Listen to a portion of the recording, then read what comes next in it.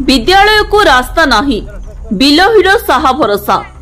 रायगड़ा जिला कल्याण सिंहपुर ब्लॉक बुड़गुड़ा पंचायतर कुम्हारसाही विद्यालय को रास्ता नथिबारु छात्र छात्री और शिक्षयित्री माने बहु असुविधार सम्मुखीन होथिबा देखिबाकु मिलिछि।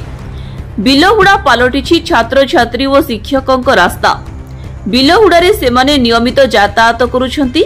कुम्हारसाही सरकारी प्राथमिक विद्यालय 2010 मसीह स्थापित होइछि।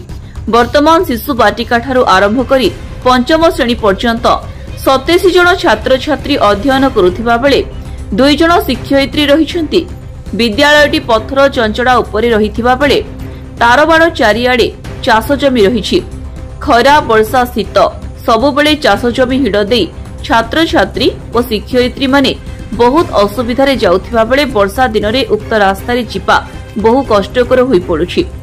सबुबेले बिल्लरे पानी जाउथिबारु छोट छोट पिलामाने उक्त रास्तारे जिबा आसिबा बेले कादुओ रास्तारे गोड़ खसी तळे पड़ी जाउथिबा ग्रामवासी वीडियोंको पाखरे बहुबार अभियोग करिसेंती। हेले मध्य कौनसी सुफल मिली पारि नाही।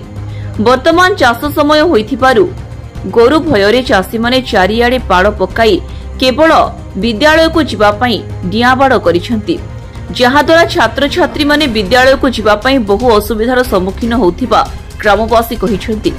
विद्यालय को जिबाकू भल रास्ता तैयारी करिबाकू ग्रामवासी दाबी करिसेंती।